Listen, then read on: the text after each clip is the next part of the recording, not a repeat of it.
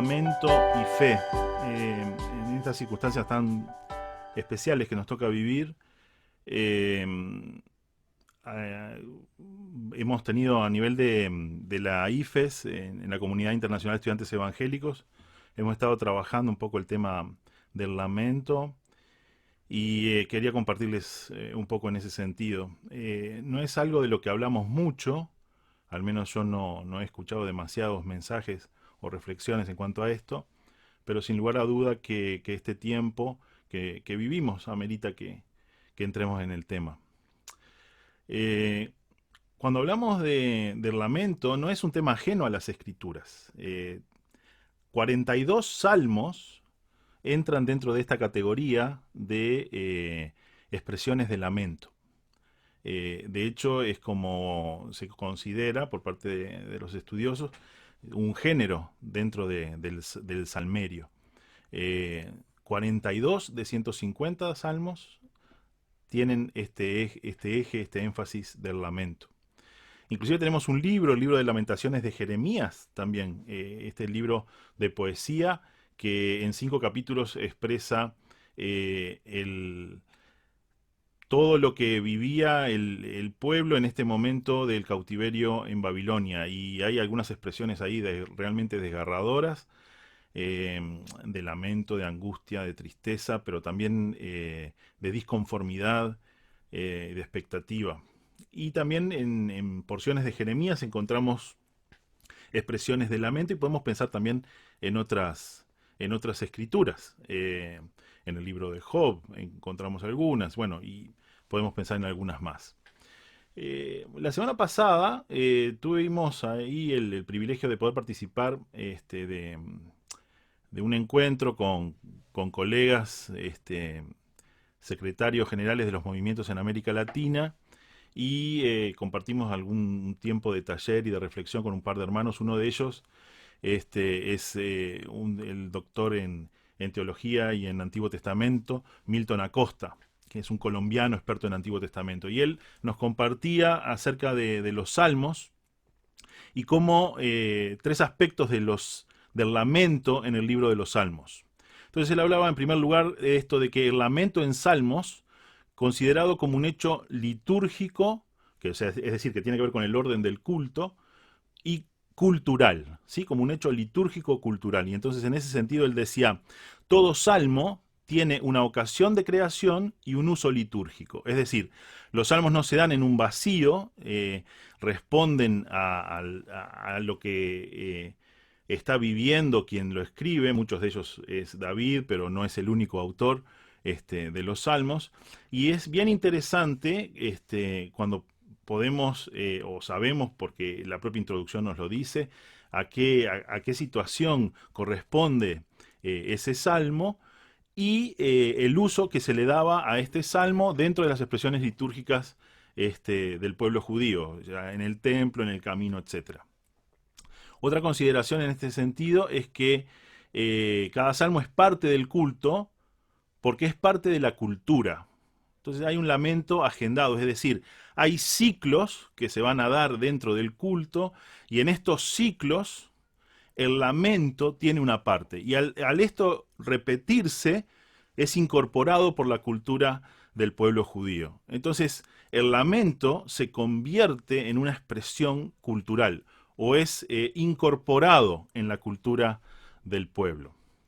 El, Pensando en el lamento como un hecho litúrgico cultural, también esto de que es parte de la cultura porque es parte de la humanidad. O sea, no es como una absorción artificial, sino que lo que pasa es que por ser parte del entramado psíquico, de la respuesta que nosotros tenemos frente a la adversidad como personas, este, encuentra un espacio natural en la expresión cultural. El pueblo lo adapta y lo adopta como propio. Y en ese sentido es bien interesante cómo la fe bíblica nos humaniza. Ustedes saben que una de las características que tienen las sectas es que aliena a las personas, las aísla, las hace salir de su realidad. Va a abstraer a la persona de sus vínculos, ¿sí? Para esta atmósfera, este clima artificial de la secta. La fe bíblica es todo lo contrario. A veces decimos que la religión aliena, ¿no? A través de cuando hay mucho rito y centrado en la institución, pero vaciado de contenido. La fe bíblica es todo lo opuesto.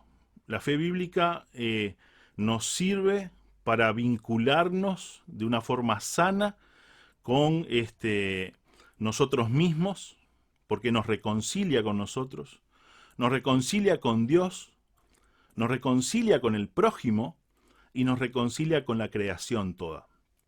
Entonces, no hay nada más humano que esta persona que tiene y vive una fe bíblica madura. ¿Cuándo es que tenemos la máxima expresión? ¿Cuándo es que somos más humanos, más seres humanos? Y somos más seres humanos cuanto más nos acercamos a la imagen plena de Dios. En otras palabras, podemos decir, somos más humanos en la medida que más nos semejamos a Jesús. El ejemplo máximo de qué es ser persona, de qué es ser humano. Entonces, en ese sentido, el lamento como un reflejo litúrgico, cultural, nos ayuda a conectar también con nuestra humanidad y desarrollar esta fe bíblica. Un segundo aspecto es ver a los salmos, el lamento en los salmos como un hecho literario. Es bien interesante que estos salmos, cuando se expresa el lamento, van a haber estos ciclos: orientación, desorientación, reorientación. Y estos ciclos a veces se van a superponer, o a veces alguno no va a estar presente. En varios de los salmos no hay una reorientación. Es decir, hay una búsqueda inicial, hay un enfrentar una situación de injusticia, de dolor, de enfermedad, de muerte, de amenaza. Esto genera una desorientación, genera las preguntas, las dudas, y luego viene una reorientación con una mirada hacia el futuro, con expectativa hacia las promesas que Dios da. Pero a veces en algunos de los salmos no llegamos a esta tercera parte. Es bueno que sepamos esto. Como expresión de emociones que son, como expresión poética, no siempre el ciclo es completo ni está cerrado. Y bueno, esto que les decía de que no hay un orden fijo en estos movimientos dentro del lamento. Un tercer aspecto y último que contaba este hermano haciéndonos pensar en los salmos tenía que ver, perdón, la confianza no siempre es explícita, eso tenía que ver con esto que les decía. El tercer aspecto es ver en los lamentos como un llamado a la justicia de Dios. El lamento presupone un desorden. Como hombres y mujeres de fe, creemos que hay un orden establecido por Dios donde lo bueno es recompensado y debe ser buscado, y donde lo malo es condenado y debe de ser dejado, y debe tener su castigo. Ahora, cuando en el mundo vemos un desorden, la reacción que nos surge, es la del lamento, ¿sí? O sea, surge el lamento porque hay un desorden en este sentido. No todo lo bueno, o sea, no todo lo bueno es recompensado, no todo lo malo es confrontado. El lamento presupone la justicia y la gracia de Dios. ¿Por qué? Porque nos lamentamos porque creemos que la justicia es posible. Nos lamentamos porque anhelamos la justicia. Anhelamos que el bien sea recompensado y que el mal sea confrontado y juzgado y castigado. Porque creemos que Dios es justo y va a actuar. Y también el lamento presupone que la gracia de Dios se va a manifestar, porque reconocemos que nosotros mismos somos malos, pero nos ponemos bajo las promesas de Dios por su gracia. nos hacemos herederos de las promesas de Abraham. A través del sacrificio del Señor Jesús en la cruz, nos hacemos herederos del reino de Dios.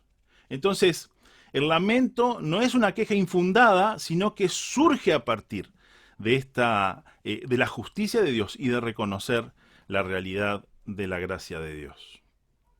El lamento en sí no resuelve el problema, pero puede traer esperanza y gozo. ¿Por qué? Porque reafirma la fe. Y esta reafirmación de la fe a veces viene con incredulidad. No estamos tan seguros de cómo lo va a hacer Dios, o si lo va a hacer. Con indignación, ¿hasta cuándo, Señor, va a prosperar el injusto, el impío? Y a veces hasta con rabia, con bronca. Y Dios no se asusta de ninguna de estas cosas. Esto es bien, bien interesante y bien importante. Cuando nosotros estamos cultivando un vínculo real con Dios, cuando no estamos cumpliendo ritos, ni somos solo afiliados a una religión, sino que estamos desarrollando un vínculo personal, dinámico con Dios. Así como hay espacio en nuestros vínculos interpersonales para el confrontar a nuestros amigos, para quejarnos con nuestros amigos, también lo hay para el vínculo con Dios. Y una cosa muy importante es que Dios no se asusta de nuestras emociones. Dios no se asusta de nuestras emociones. Dios sí se ofende con nuestra hipocresía, pero no se asusta con nuestras emociones. No se asustó con David y todas las expresiones que él hace en los distintos salmos, con David, a quien considera en más de una oportunidad como alguien íntimo, su amigo, un hombre con el cual desarrolló un vínculo especial. Así también Dios quiere desarrollarlo con nosotros. Y es importante que seamos conscientes de que parte de nuestro vínculo con Dios también va a tener esta dimensión de reconocer lo que nos sucede en nuestras emociones y reconocer cómo luchamos con comprender o con la no comprensión de lo que está pasando.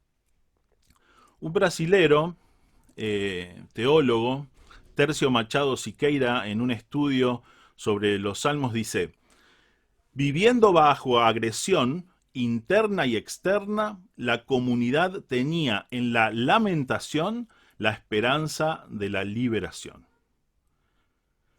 Problemas de adentro, problemas desde afuera, pero en uno y otro, al practicar el lamento, también se verbalizaba y se daba espacio a la esperanza de la liberación.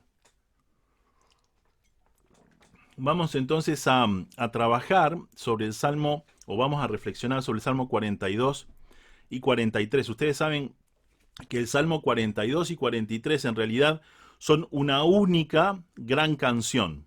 Y sabemos que son una canción porque se repite el estribillo, que es eso que está ahí en blanco.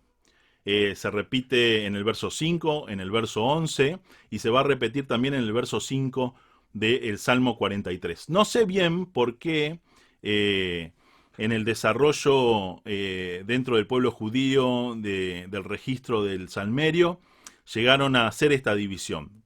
Hay un gran consenso en ver el Salmo 42 y el 43 como una única canción. Y así es como la vamos a considerar.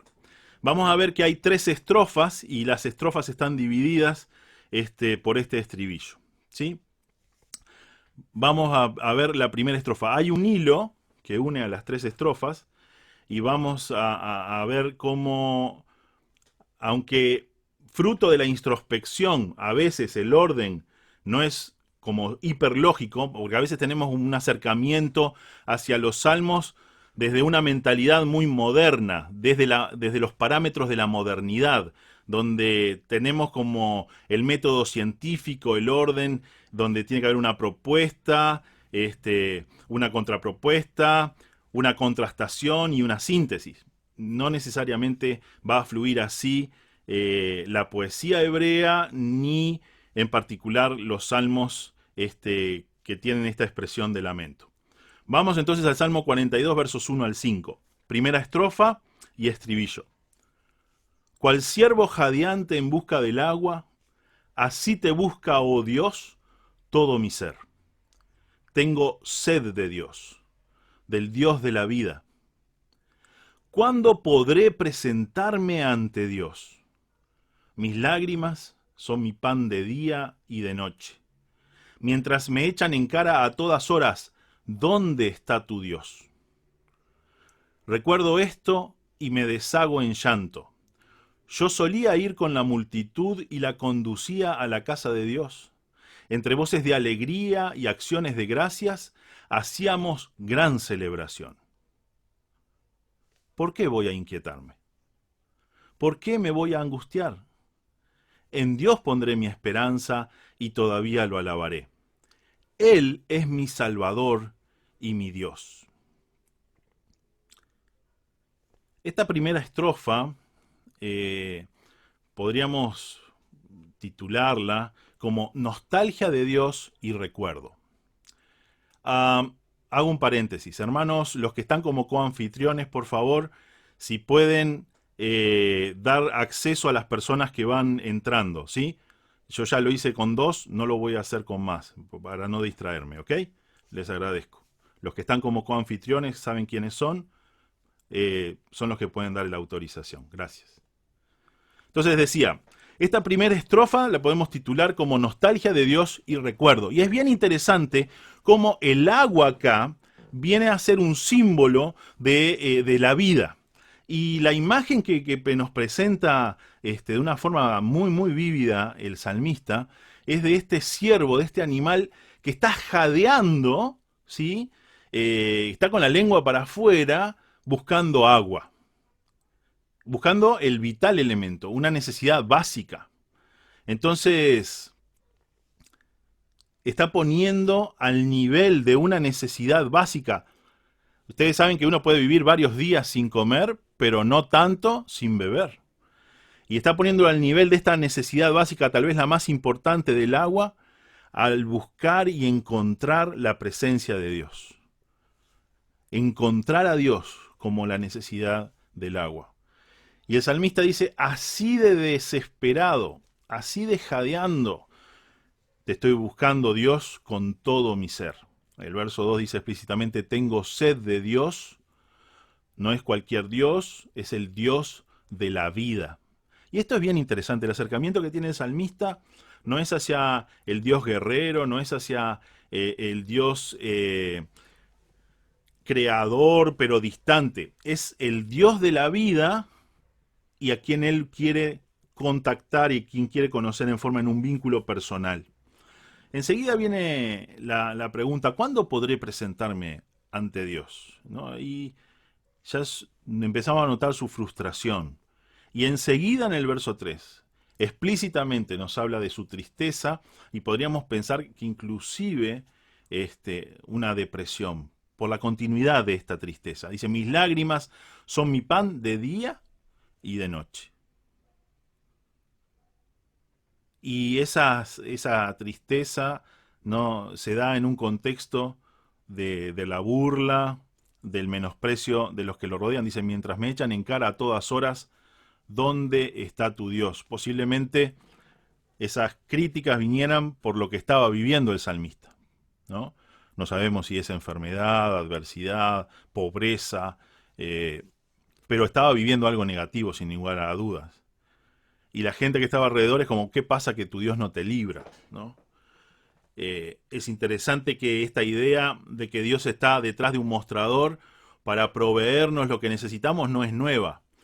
Hablamos del Evangelio de la Prosperidad, esta mentira, esta falacia que proclaman algunos de que si nos acercamos a estos grupos vamos a conseguir lo que queramos de Dios en dinero, éxito en el negocio, salud, familia, etcétera.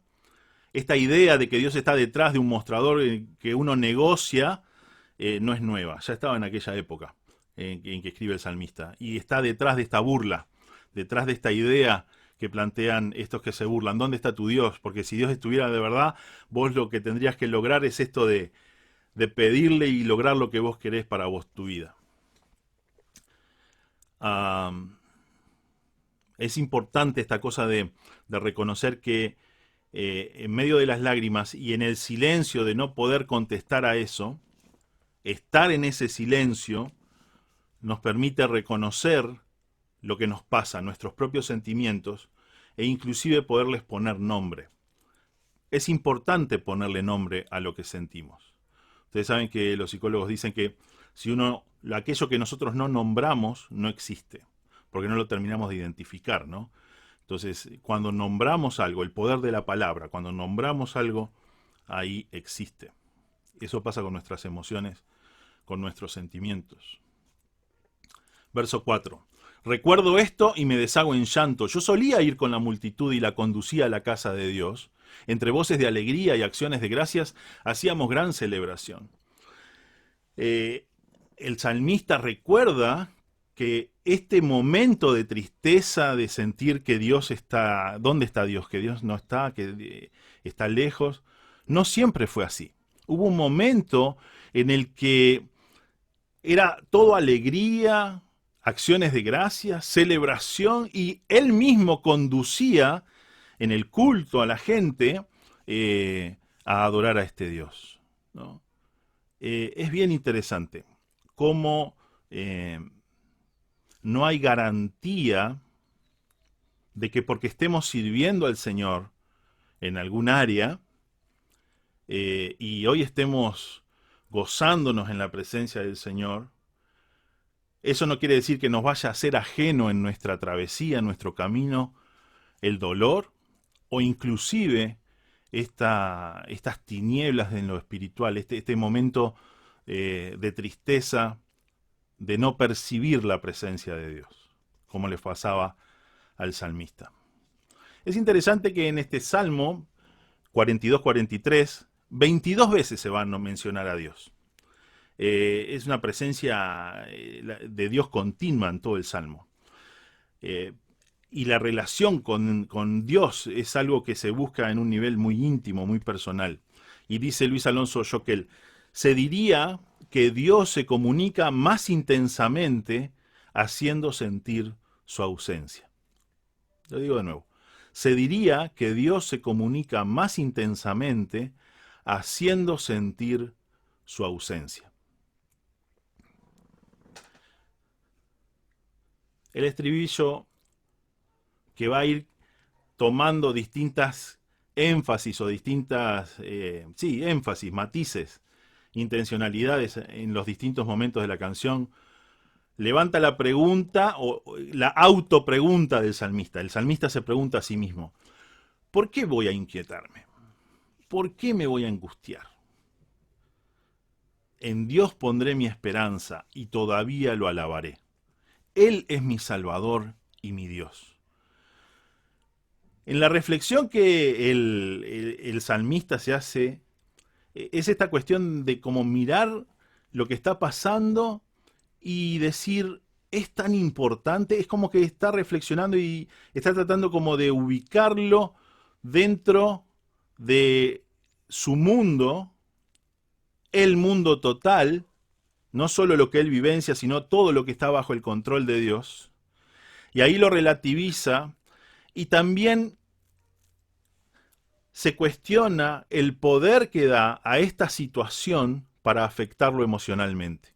No está diciendo que no lo afecta, antes dijo que lloraba de día y de noche, pero sí está haciéndose la pregunta, ¿por qué me voy a angustiar? No a entristecer, sino a angustiar, a dejar que me corroa por dentro, ¿no?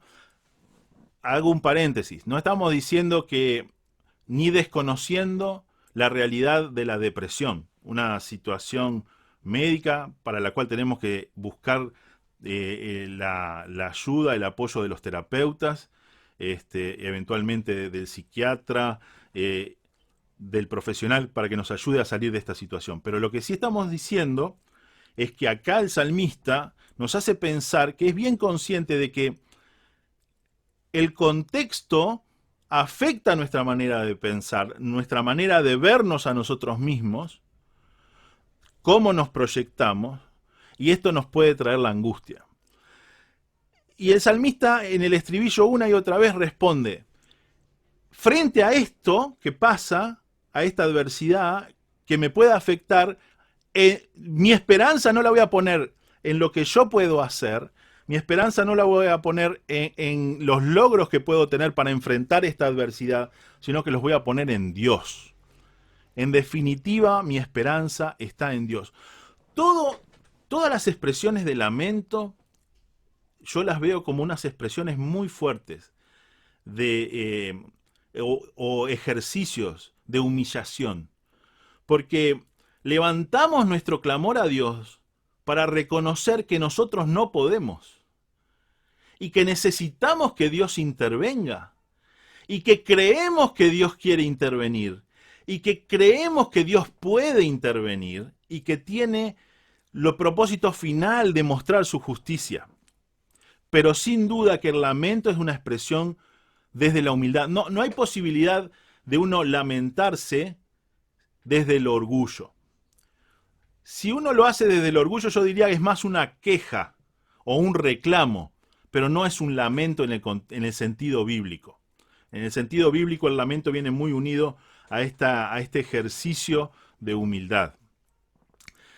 Y en ese sentido va el salmista, ¿no? En Dios pondré mi esperanza y todavía lo alabaré. Segunda estrofa. Segundo momento. Y dice: me siento sumamente angustiado. Por eso, mi Dios, pienso en ti desde la tierra del Jordán, desde las alturas del Hermón, desde el monte Mizar. Un abismo llama a otro abismo, en el rugir de tus cascadas. Todas tus ondas y tus olas se han precipitado sobre mí. Esta es la oración al Dios de mi vida. Que de día el Señor mande su amor y de noche su canto me acompañe. Y le digo a Dios, a mi roca, ¿por qué me has olvidado? ¿Por qué debo andar de luto y oprimido por el enemigo? Mortal agonía me penetra hasta los huesos ante la burla de mis adversarios, mientras me echan en cara a todas horas, ¿dónde está tu Dios? ¿Por qué voy a inquietarme? ¿Por qué me voy a angustiar? En Dios pondré mi esperanza y todavía lo alabaré. Él es mi Salvador y mi Dios. Esta segunda estrofa la podríamos llamar del abandono de Dios y la burla de los enemigos. Es interesante el contraste entre el agua de la primera estrofa, donde era un símbolo de la vida, ¿sí? ¿Se acuerdan?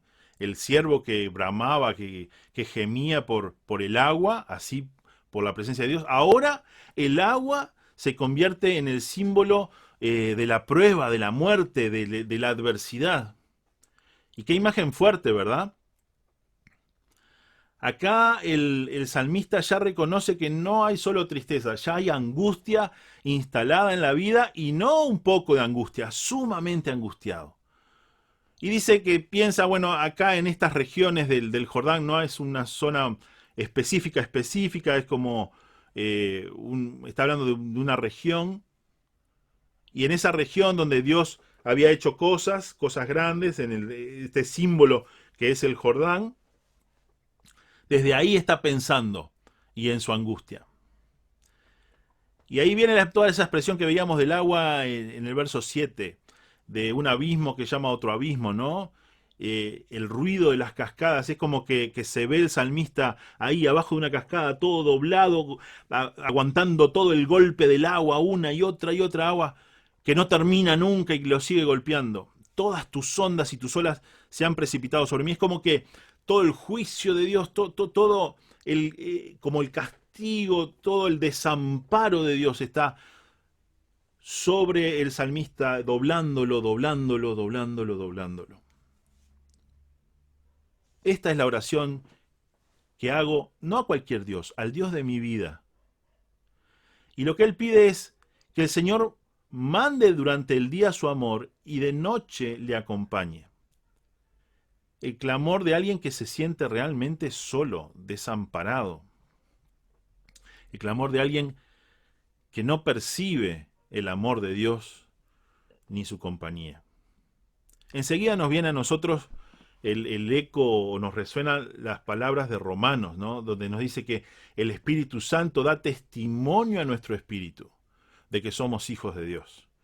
Y qué ventaja comparativa que tenemos frente al salmista, ¿no? En donde en este periodo sabemos que el trato de Dios con su pueblo, pueblo de su promesa, era muy particular, pero que la presencia de Dios sobre los individuos venía y se iba, no así como con nosotros hoy día, con la presencia, una vez que nos acercamos con fe al Señor, el Espíritu dice que es como un sello que viene a nuestra presencia y integra nuestra persona, el Espíritu Santo de Dios.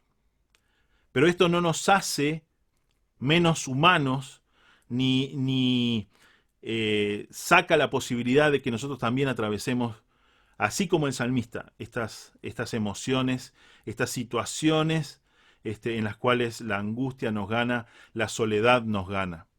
Y podamos inclusive llegar a decirle a Dios, ¿por qué me has olvidado? ¿Por qué debo andar de luto y oprimido por el enemigo? En este contraste con lo que antes decía del canto, del amor que está pidiéndole a Dios. Es tremenda la expresión en el verso 10. Mortal agonía me penetra hasta los huesos ante la burla de mis adversarios, mientras me echan en cara a todas horas, ¿dónde está tu Dios? ¿Qué efecto tremendo que tienen las palabras sobre la vida de las personas, sobre nuestra propia vida? Qué tremendo cómo nuestra mente afecta a nuestro cuerpo. No es solo que somatizamos cosas, sino que estamos como una sola persona que somos, estamos conectados. Cómo afecta a nuestra salud física, nuestra salud emocional, nuestra salud mental, nuestra salud psíquica. Y hago un paréntesis también, reconociendo la fuerza de las palabras, ¿no? ¿Cómo son nuestras palabras hacia los demás? Si reconocemos el poder de las palabras y somos conscientes del poder que las palabras tienen sobre nuestra propia vida, qué importante que seamos conscientes del poder de mis palabras, yo ser consciente del poder de mis palabras en la vida de los demás, de aquellos con quienes interactúo. Y cuando hablo del poder de las palabras, no solo de las palabras que uno dice con la boca, sino lo que uno escribe, mensajea o no mensajea o no dice. Que Dios nos ayude para que nuestras palabras sean, como dice Proverbios, un bálsamo, ¿no? Sea algo que cura, todo lo opuesto a estas palabras de estos que se burlaban y traían solo mortal agonía. Entonces, reconozcamos que somos vulnerables a las palabras, que somos vulnerables frente a los demás. Algunos que no somos muy duchos en manejar nuestras emociones o hablar de nuestras emociones, en cierta medida es como que buscamos al aislarnos tener más control. No nos involucramos con la gente o no dejamos que las personas se acerquen a nosotros. Entonces, como construimos este muro o nos aislamos, nos evitamos llegar al punto de que alguien nos pueda herir y que estemos, como decía el salmista, en una mortal agonía. Pero es bien interesante que el desafío que Jesús nos plantea, a nosotros que nos podemos sentir más cómodos estando retraídos, es al de ser plenamente humanos y a, como Jesús mismo, conectar con los demás y ser capaces o ser permeables al dolor, al sufrimiento y eventualmente a llorar también por otros, junto con otros y por otros. El lamento, el dolor, fue parte de la experiencia de Jesús. No solo por confrontar el mal, sino también por empatizar, por conectar con las otras personas. Y este es un desafío para nosotros. Ahora hay que tener un balance. Reconocemos cuando hay angustia y buscamos conectar con los demás. Y frente a esta cuestión de la angustia vuelve a surgir con fuerza la expresión del estribillo. Y ahora es como que resalta la segunda frase. ¿Por qué me voy a angustiar? Él mismo dijo, acaba de decir antes, me siento sumamente angustiado.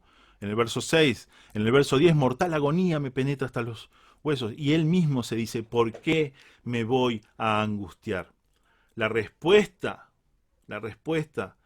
a las preguntas, a este lamento que él va haciendo, es el mismo Señor. Pero no es este Señor creador que está lejos, sino es el Señor, es Dios, quien es mi esperanza. Es este Dios cuya esperanza, cuyas palabras de sus promesas me atraviesan y me llevan a alabarlo, a darle gracias, aún cuando todavía capaz que hay algo de tristeza. Y termina diciendo, Él es mi Salvador y mi Dios. Vamos a pensar en eso un poquito con la tercera estrofa. La tercera estrofa, a ver si logro pasar. Hazme justicia, oh Dios. Defiende mi causa frente a esta nación impía. Líbrame de gente mentirosa y perversa. Tú eres mi Dios y mi fortaleza. ¿Por qué me has rechazado? ¿Por qué debo andar de luto y oprimido por el enemigo? Envía tu luz y tu verdad, que ellas me guíen a tu monte santo, que me lleven al lugar donde tú habitas.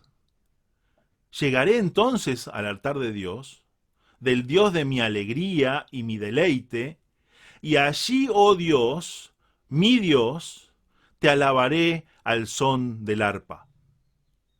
¿Por qué voy a inquietarme? ¿Por qué me voy a angustiar?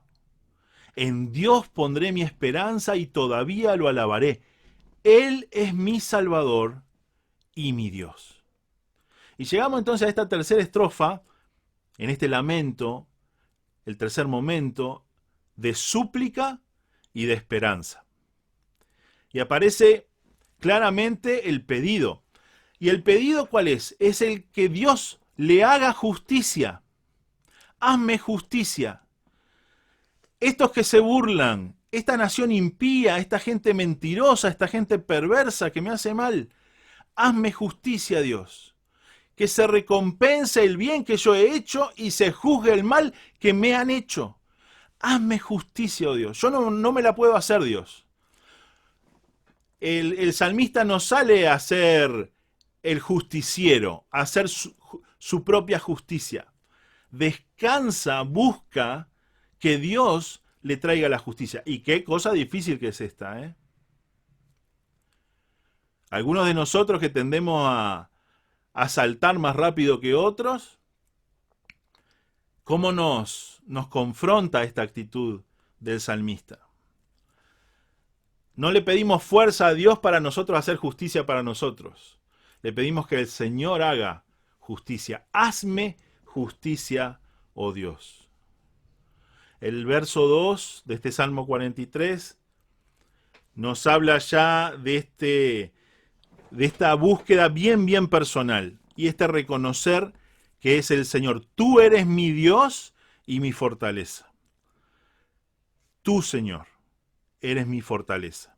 En estos tiempos donde escuchamos a alguna gente levantándose como los que se hacen a sí mismos y donde se ponen como el ejemplo del éxito y de todo lo que pueden lograr si se lo empeñan, el salmista reconoce que su fortaleza está en el Señor, no en lo que él puede hacer. Ahora, reconociendo esto de quién es el Señor, viene el reclamo de nuevo del salmista. ¿Por qué me has rechazado? Se siente solo. ¿Por qué debo andar de luto y oprimido por el enemigo? ¿Por qué tú no me haces justicia? ¿Por qué no me haces justicia ahora, Señor? Y ese es otro reclamo, parte del lamento. Cuando nuestros tiempos y lo que queremos vivir en el aquí y en el ahora no es lo que vivimos. Y le reclamamos al Señor, pero ¿y Señor qué pasa? Y a veces el Señor nos pide tener una perspectiva más grande. O a veces directamente no nos contesta. Y son cosas que vamos a entender recién cuando estemos ante su presencia. No la vamos a poder entender antes. No tenemos respuesta para todo lo que nos pasa. Esto es una cosa... eh, a veces creemos que tenemos que tener respuesta para todo lo que nos pasa.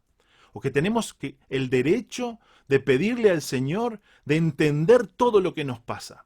Y saben, mis hermanos, no tenemos. El Señor a veces no nos contesta. Y no entendemos. No entendemos. Y ahí se tiene que activar la fe. Ahí entra el espacio de la fe, donde la fe dice, tú eres mi Dios y mi fortaleza. Y ahí clamamos al Señor, verso 3, envía tu luz y tu verdad.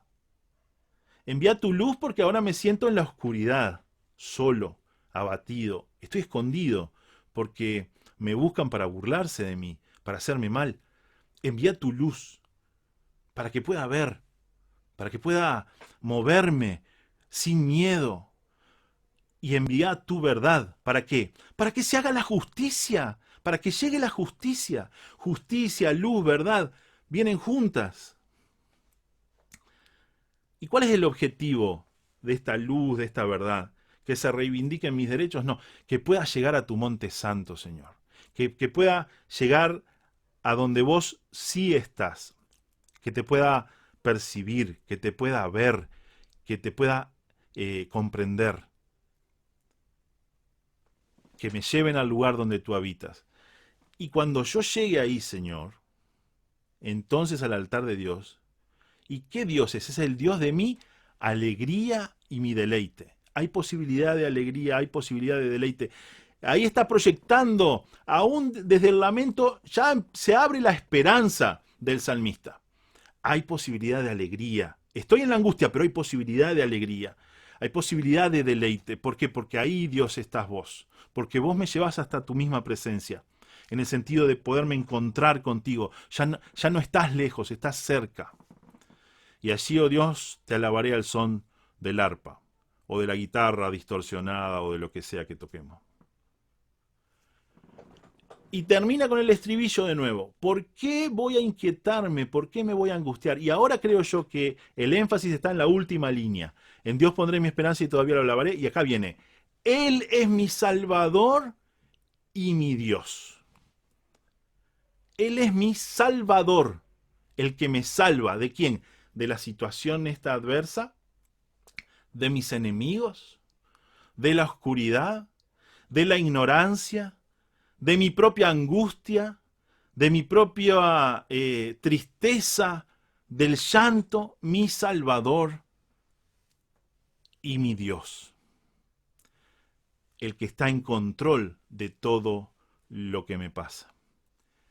Walter Brueggemann dice, el Salmo deja muy claro que tanto la desesperación como la esperanza habitan la vida y ambas pueden llevar a la madurez. Se los digo de nuevo.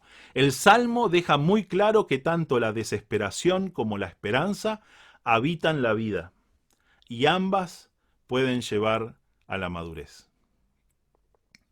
Un salmo que nos ayuda a expresar, a abrazar lo que nos pasa, pero no a bajar la mirada al ombligo, sino a levantar la mirada. Cuando tomamos los dos salmos es como que completa el ciclo, ¿sí? Que veíamos hoy al principio, ¿se acuerdan? Desorientación, orientación, reclamo y una nueva orientación. Porque queda enfocado en la esperanza.